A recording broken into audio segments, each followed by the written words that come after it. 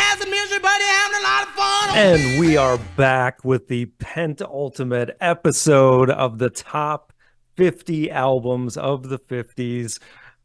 This went by so fast, man. Only one more episode to go after this one. But yeah, excited to do it with my man over here, Mr. Mhm. Sinatra slash Nathaniel Ahart. And yeah, this should be a good one, man. I'm psyched. Yeah, went by so fast we lost a guest.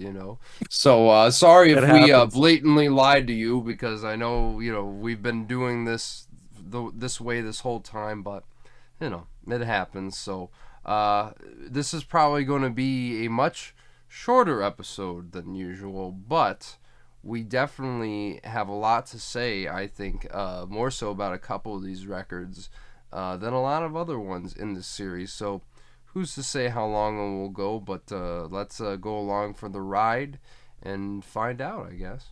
Let's do it. So here we go. Number 10.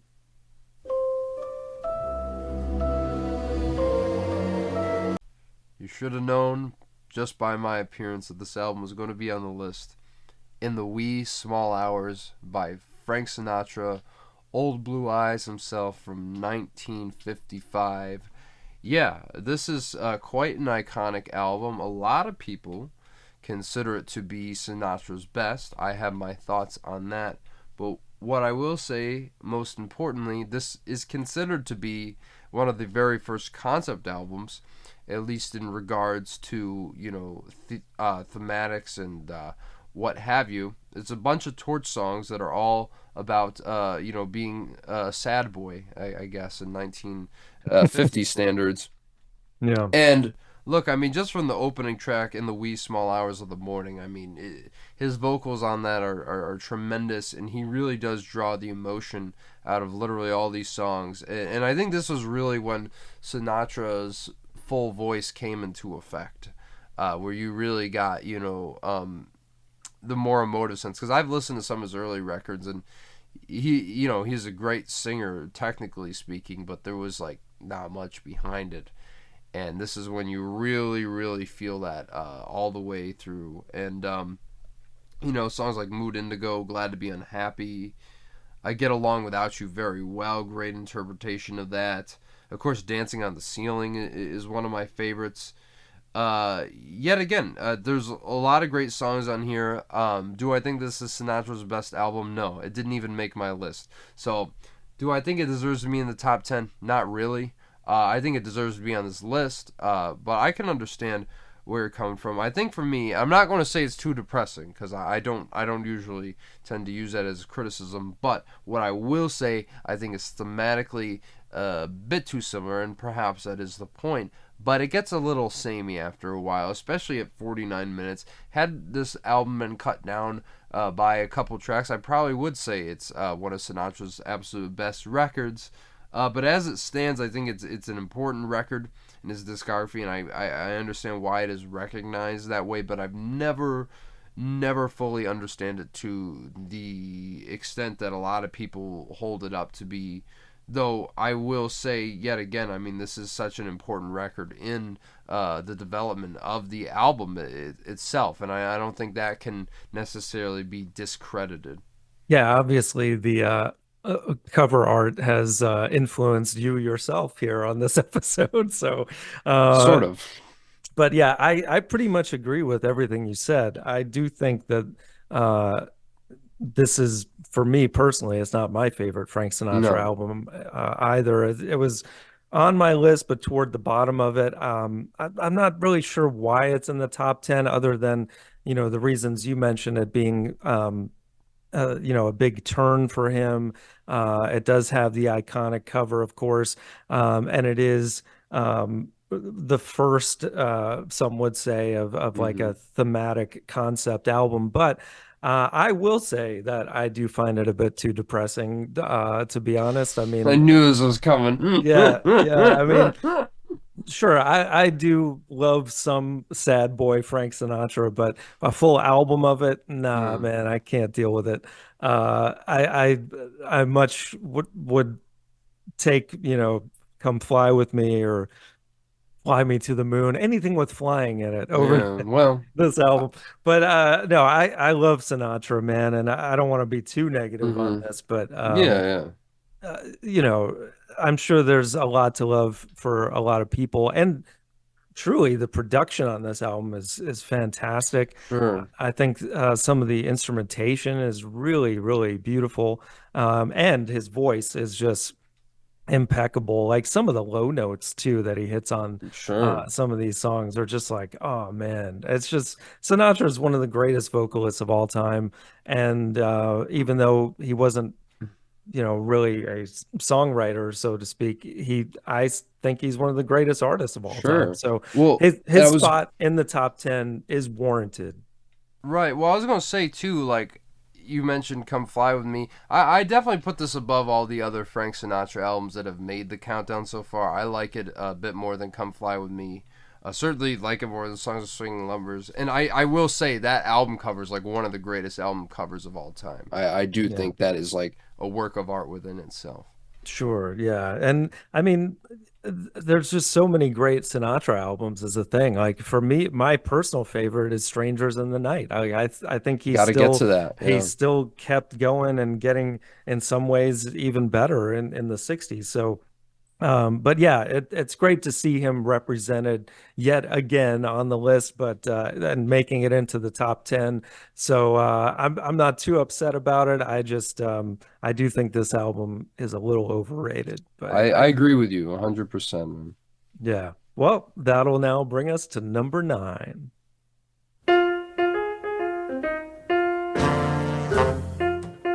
Moanin' by Art Blakey and the Jazz Messengers from 1958.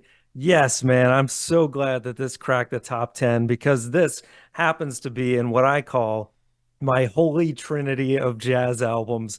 And I'm so thrilled to talk about it because this is one that you got me into, man. So thank you for that. And just recently in doing this countdown, and it's like it's just one of those discoveries that you just feel like it's something you've heard before, but yet you haven't. It's just like it's always been there. And this is just my kind of jazz album, man. Like just from those opening notes on the piano. Dun, dun, dun, dun, dun, dun, dun, dun, dun, dun. Oh man, it's just iconic and like bold, and then it just takes off from there. And Art Blakey, I mean, we've mentioned him before on the countdown, but Oh, what a drummer, man. I think he's just one of the greatest drummers of all time, me let too. alone jazz as a genre. I mean, incredible. Then you've got Lee Morgan on trumpet. Another he's just always amazing. Benny Golson on tenor sax, Bobby Timmons on piano, and Jimmy Merritt on bass. They're all amazing. They all have their moments to shine throughout this record. Are You Real is another great song that just comes right off the heels of Moanin', which I think Moanin' is like just one of the greatest jazz songs Yeah, ever. it might Uh, be. Yeah, it might yeah, be. 9 minutes of just perfection. But Are You Real? It's like one of those songs too that it makes me feel um like the music from La La Land. You can tell that Yeah, Justin Hurwitz yes. was very inspired by this kind of jazz in particular, and it just continues throughout the whole album. Along Came Betty is awesome. It just has such a great groove. Blues March is incredible. Come Rain or Come Shine. There's not a weak moment on this thing. It's one of the greatest jazz albums, just one of the greatest albums of all time. And I know that you agree with me on this one. Man, well, here we go because I don't usually ever say this, especially when it comes to albums, but not only do I think it is, as you said, one of the best jazz albums of all time. I think this is the greatest, or at least my favorite jazz album of all time. And to take it even further, it is in my top 5 albums of all time. And I Nice. actually have it right here in my Yeah, hands. man, that's awesome. This this album is a masterpiece. This is a perfect album from top to bottom. I could slightly criticize, you hear him in the background a little bit, but it's never out of tune, unlike Brilliant Corners. So I'm like, Mm-hmm. Let it slide. Let it slide, because every single moment of this record, right from the Bobby Timmons opening piano riff on Moanin', Yeah. is just, yeah, the subtlety is not this album's strong suit, but I think in this case that is why it stands out to me so much, because it is so bold, so bombastic. The energy that these players have, the way they are, emphasizing bending these notes, really just fleshing these songs out in such a beautiful way. Especially Lee Morgan is going insane immediately, and just the interplay between him and Benny Golson. Shout out to Benny Golson. I hope you're doing well. And it's just unbelievable the way they're like trading solos throughout this entire thing. And then of course you get to Bobby Timmons' piano solo at the end of this, which is probably the greatest piano solo I've ever heard in all of jazz, if I'm being quite honest. I mean, he wrote the song, so it kind of makes sense that he'd give himself the biggest moment to shine. And it's kind of crazy considering this really is my favorite track in the history of jazz. Like, and just the way, dude, just the way they crescendo, it's so controlled. It just feels so expertly done. Oh, and what about Blakey? All his transitions on the drums, man, like those, they're not even, I wouldn't even call it fills, but it's just like whatever he does, the way he, like, it'll just get so loud so fast, like he crescendos those little transitions. Sledgehammer, man. It's incredible. Yeah, and yet again, it's like it feels so controlled in a way that really just pops out of you, because once they draw that emotion out, it just draws you in even further, especially right at the end of the song. My goodness. And I think it's an interesting point, because I was actually going to mention Damien Chazelle, because Damien Chazelle is quite a drummer himself, and his biggest influence was Art Blakey. And you can kind of see how that musical genesis between him and Justin Hurwitz kind of transferred over into Whiplash and of course into La La Land. So its influence kind of even goes beyond just jazz music itself. And I think that's why, part of the reason why I'm so drawn to the sound of this record as well. This isn't, as Alan Castle says, a dear friend of the channel, this isn't music that you just put on in the background. It demands your attention. And then you go into Are You Real, and you get like Morgan going off on such a dizzying solo, and then Golson, and it's like they're coming at you from so many different directions. It's like, where is this coming from? I don't even know who's playing anymore. Yeah, it's just like that good. And yet again, Along Came Betty is another beautiful track. And then of course I have to talk about the Drum Thunder Suite, because this really is a jazz odyssey, if there ever was one. Just sonically, the way they take you through. And this is when I realized how fucking great Art Blakey is as a drummer. This is some of the most unbelievable drumming I've ever heard, because yet again, I know you're not normally into drum solos, so and that's the thing, because he really he makes it feel like it's raining, he makes it feel like it's thundering, and you just like the thing that's so impressive about Art Blakey to me, he's always in pocket, even when he's like doing all this crazy shit on the kit. And you're just like, how is he able to do this? Like, this is like, yet again, like, this is like some Keith Moon level stuff too. Like, there aren't many drummers that I think can do this type of performance on the kit. And yet again, just the way it really does feel like such a fully fleshed out song, all the moving parts. It's just it's so melodic, but yet it's so surprising in every single way.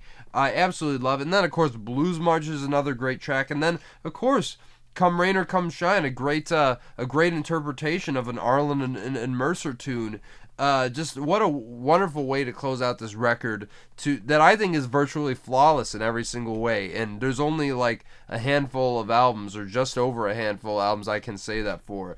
And this was my favorite album of this countdown. I think this should be in the top 5, just because it's in my top 5 of all time. So by technicality, it should be in top 5 in this list. But obviously, it was in my top 5 of the 50s for sure. And as I said, in my holy trinity of jazz albums, which you'll hopefully get to hear what the other 2 are soon. But Yeah, man. It's I'm kind of ashamed that I hadn't heard this until 2024, man. So hopefully if you guys are hearing this, we are telling you loud and clear, just stop what you're doing and listen to this Yes. album, man, because it could be life-changing for some.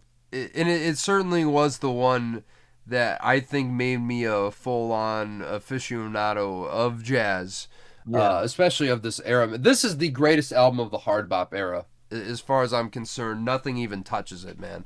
And yeah, I am. Yet again, obviously not everyone's listening to this, or else it would be in the top five. But so glad it made the top 10 because this is just one of Yeah. the best fucking albums ever recorded. Well, yeah, we could go on and on about it, but this will now take us to number 8.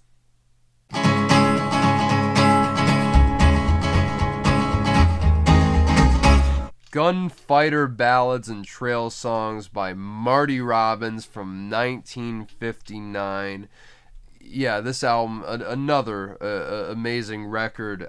Surprisingly, I didn't have this in my top 10, but it came pretty close, and I'm more than delighted to see it this high because I think this is like maybe not one of the most underrated because obviously it did rank very, very high on this list, but I often think its influence is a bit underestimated, Mhm.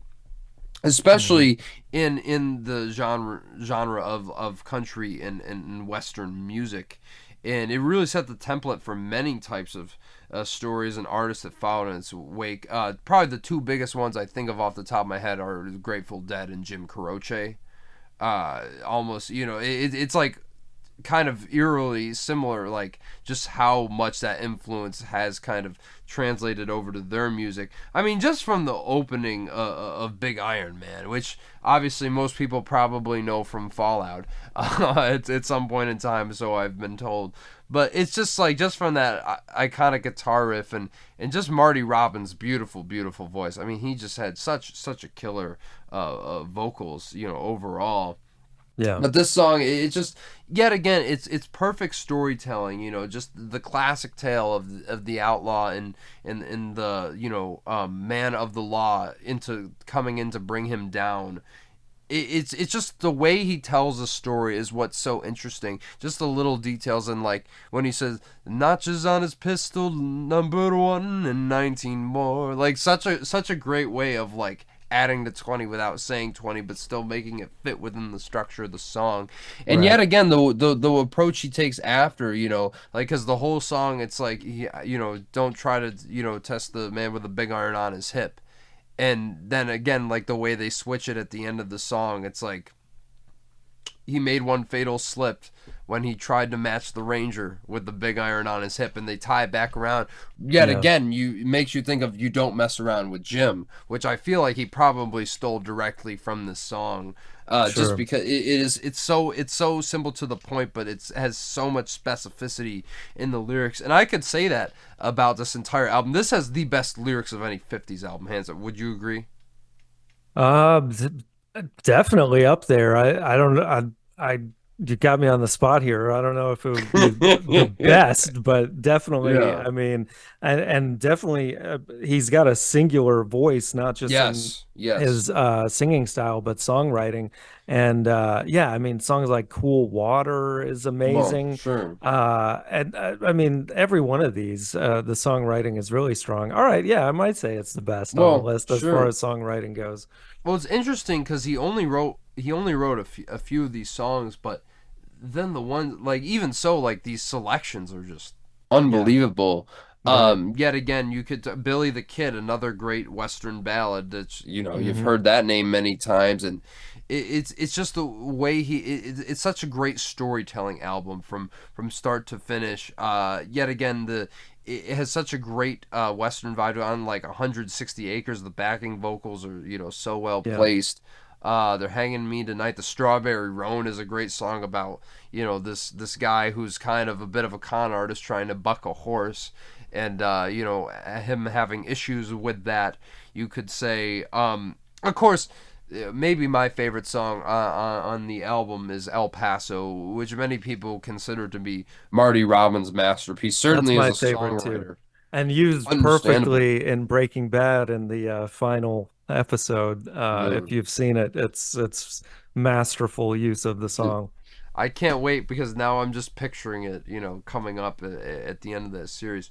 Yeah, But no, really, like, yet again, I think El Paso is like the perfect example of this. Especially yeah, basically defining that, very very machismo driven cowboy image of, like, these guys fighting over this woman. But the way he describes it lyrically hmm, is, like when he says blacker the night or the eyes of Felina, like, yeah, or like my favorite line on this entire album is probably when he says, "Is like my love is stronger than my fear of death." You're like, "Jeez, it's like this is 1959. yeah, You didn't get lyrics like this till like Dylan in like 60 sure. 3 or 62 or something. Like, it's really kind of crazy how far ahead of its time a lot of this feels. And the Master's Call, yet again, another amazing cautionary tale about this guy, who's in this life of crime and then has this, epiphany kind of placed in front of him in a near-death experience. And just the vivid detail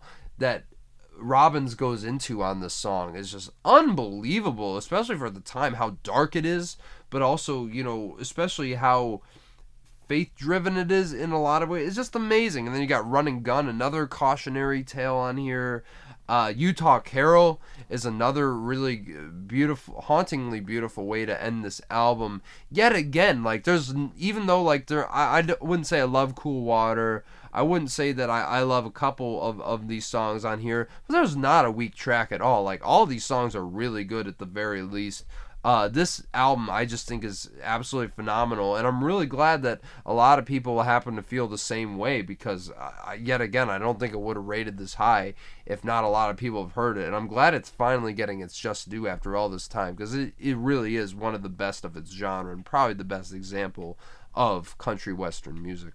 Yeah, and as someone who is not even close to being a country fan, I can honestly say like that doesn't even matter because this, I think, kind of goes outside the genre. Like I Yeah, was like, saying earlier, like he's kind of got his own niche completely, and it is more like Western than country in that regard.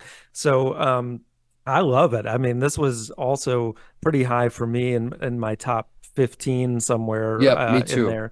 So I was a little surprised it made the top 10 actually, but I think it's perfectly placed. I mean, this is like you said, masterful. And yeah, the more I think about it, probably is the best lyric album that we have on the countdown overall. But yeah, just incredible and definitely, if you're listening to this for the first time and you have some bias against country in general, Hmm. just try to put that aside and enjoy the ride that is this album because it's And it's fantastic. I was gonna say, to that point too, like, I've, at least for me, like, I feel like it's all about execution, Hmm. because I think, especially when people think of country now, it's like, oh, get them beers, get them trucks with like the twang and Right. stuff. But Right. this is like so much more tasteful. Also, the guitar playing is amazing. Oh I'm yeah. pretty sure from Robbins, and yet again, you listen to songs like El Paso, it's like flamenco influence. Right. There's a lot of Latin flair to this music, and so it's not as clear, cut and dry as just being a country album. But I think, especially from this period, I think country was just at an all time high. Like, I just don't think it's been matched since, and I think that this album, yet again, is the best example of it. Yeah. Great pick, guys. So now that'll bring us to number 7. Womp bam loom bam bam bam bam to the boot. Oh, Here's Little Richard by Little Richard, 1957, his debut album. And man, what an artist to come on the scene, man. I mean, you knew this had to be top 10 because, I mean, 1950s, he would have said himself, like he invented rock and roll, Yes. probably. So, and hey, it can be argued with songs like Tutti Frutti Ready Teddy, Slipping and Sliding. I mean, so many hits just on this one debut album. Of course, Long Tall Sally, that would go on to be covered by many. Rip It Up, another great one. I mean, really, there's not many, I wouldn't say there's any weak tracks on here necessarily, although, as we've said on many of these 50s albums, and that's kind of the same with most of these artists. They do get samey into whatever their thing is. But if you're into what Little Richard does, which it's hard to see why you wouldn't, there's just a lot to love on here, and his delivery is just, the excitement is there. You can see why so many people were influenced by this guy, the Beatles included. Just, when he'd go into those high pitched woos and just, man, amazing voice and amazing performer on top of it. Oh But yeah. but yeah, it's I didn't have this that high on my list, but I definitely understand why this is top 10 material. So yeah. Yeah, man. Well, it made my top 20 as well. And look, this is definitely my introduction to Little Richard, because I had heard about him for a few years, and then he passed in 2020, and we were all stuck at home, with the pandemic going on and everything, and I Hmm. basically was like, all right, like, let me see what this guy's all about. And right from that, I was like, whoa, okay, like, hold on, what is going on here? And I was Yeah. immediately sucked in. I literally just walked around my room for like the entirety of this record, just being absolutely gobsmacked by not only his vocals, but the energy just bursting out of every single one of these songs.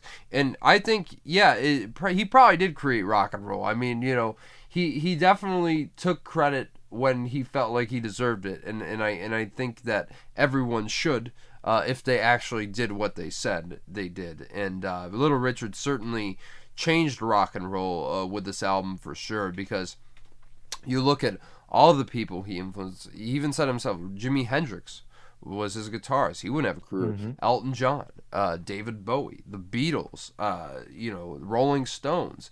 The list goes on and on and on. And especially for his very, flamboyant and somewhat androgynous persona too. I mean, being, a queer black man in the 50s. I mean, really, really crazy, what he was able to achieve even with all that.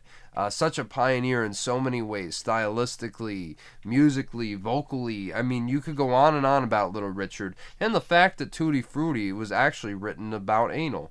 I think some of you know that, but I'm going to say it straight. That's what it was. I did not know that. Well, the original lyric, if YouTube doesn't mind me doing this, originally it was uh, basically he was going to say, "Tutti frutti, good booty. If it don't fit, don't force it. You can grease it, make it easy."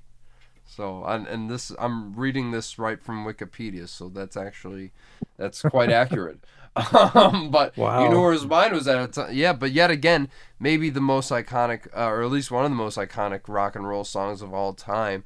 And of course the woo. I mean, you gotta love Little Richard. Yeah. Popping on here with his vocals just made so many iconic vocal affectations that were influenced on generations to come, even to this day. Prince, yet again, we wouldn't have Prince without Little Richard.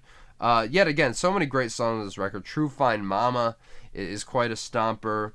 Can't Believe You Wanna Leave is a really kind of cool, low down, kind of ballad, but kind of sexy at the same time. Ready Teddy, yet again, another Robert Blackwell song, which is absolutely great and covered by many, many artists. Slippin' and Slidin', Little Richard original there. Long Tall Sally, though, I'd put right up there with, Tutti Frutti from the Gonna Tell Aunt Mary about Uncle John. Like right from the beginning. Oh my goodness, this is just Yeah. absolutely amazing. Rip It Up, yet again, another absolute classic from Little Richard there.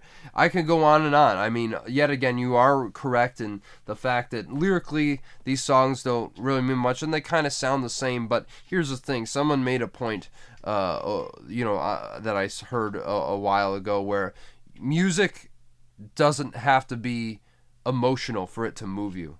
Sometimes it can just move your body, and I think this album is quite literally the perfect definition of that, because you just listen to this, you want to get up and move to these just raucous recordings that really changed the landscape of rock and roll forever. And so while I didn't have it quite this high on this list, it was in my top 10 of the 50s at one point in time, if you check the video I did from a while ago. But this really is one of the most iconic recordings from this era, and I think one of the most impactful albums of the 1950s and beyond.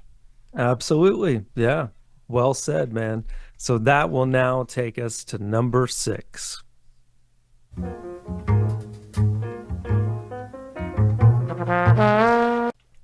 Mingus Ah by Charles Mingus from 1959. And if this isn't further proof that 1959 was one of the greatest years in music history, I don't know what. I mean, this is the third one from this episode from this year, and with good reason. I mean, this is just one of my favorite jazz albums of all time. This used to be my favorite album from the 50s. That changed quite a bit, though I quite find it appropriately placed on this list because I actually had it at number 6. So this is a perfectly placed record, if you ask me. I think this is Mingus's absolute best. Obviously, a second Mingus album to make this list, but this really was one of the defining gems of the late hard bop era, along with Moanin' from the same year. And just from the opening with "Better Get It in Your Soul," the horn, that horn riff, and then I don't know if it's Mingus or somebody, but you hear him yell in the background all night long, and just like in the background, it's just so much fun. It's just so much energy bursting out of the scenes right from the beginning. Then you got "Goodbye Pork Pie Hat," which is really interesting. Self-portraited in 3 colors, I think is just awe-inspiringly beautiful. Definitely my favorite on this album. And then "Open Letter to Duke," of course. Yet again, another ode to Duke Ellington. "Fables of Phoebus" was a political attack on a bumbling politician. You can tell from the music, but there was originally lyrics to it. But the record company was kind of like, all right, well, especially being a black man, they didn't want him to step on the toes. I wish he would have, but yet again, I think it's better just how it is. And it's kind of funny to hear, a jazz satire song, because it doesn't quite come across, but it is really cool nonetheless. I think in tone, you still get a sense of it at the very least. "Jelly Roll," yet again another great song to close us out. "Boogie Stop Shuffle," another great track on here. I really love almost all of these songs. I'm not sure if I'd say I love Pussycat Dues, but yet again, every single track on here is really solid. I think Mingus was like such an interesting player, and the way he combined, a melody, because the thing is, it's incredibly complex, but it's still, I think, it remains completely accessible. I think for the most part, they just feel so, these songs, they feel so concise and constructed, while still feeling like incredibly expansive and explorative. Yeah, it's just, there's a great amount of vivaciousness with a sort of sublimity to it. And I think that this does, really deserve the same praise as some of the absolute best gems of the genre. And obviously, I think its placement at number 6 on this list definitely seems like that is the case, and a lot of people agree. Absolutely amazing record. I think one of the best jazz albums of all time. I think one of the greatest records of all time. So really, really glad to see it this high on the list.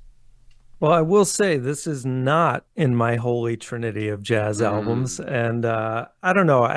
Mingus may just not be like, he may be a little over my head in some ways. I just, to me, I haven't really gotten into him. I almost like The Clown just as much as this one. I know a lot of And people would probably say that's blasphemous, but well, no, I kind of get it. I if you kind of take get that it. one track off anyway. Thanks, Gene. Yeah, but no, I mean, you can definitely tell what they're doing here is amazing. And Mingus, one of the best bass players in jazz. For sure. And yeah, I mean, it's a little maybe complex for my taste, I guess, would be the word I'm looking for. But um, yeah, I can see why it is ranked this high. I just didn't have it nearly this high on my list. Just not my favorite, I guess. But yeah, it's my least favorite on this episode. Let's say that. But that's saying something because I mean we've talked about some amazing albums here. So yeah, But you did can't have it fault on you your guys. list. You I did have did. it on your I list. did. So I gotta respect it. So that's what matters. yes, yes, indeed. So, guys, another great pick, and man, what an episode, man! I mean, we've talked about some just a little all over the map, and but some of the greatest albums of all time here. So, yeah, can't wait to see what's going to be in the top five. And guys, that will be on Nathaniel's channel next week. So if you have not subscribed to this man, please do, because you got that and a lot of other great material to come as well. But yeah, man, this is going to be the end of an era here soon Yes. with the two of us doing these countdowns. But yeah, I'm looking forward to a big bang of an ending here. Yes, me too. And we will have a very special guest with us this time. It's going I to be believe great. you. Yes, we're going to have a great discussion, and I think you're going to overall enjoy the choices that we have at the top of this list. Absolutely. We'll see you then, guys. All right, Peace. take it easy now. Out in the West Texas town of El Paso, I fell in love with a Mexican girl.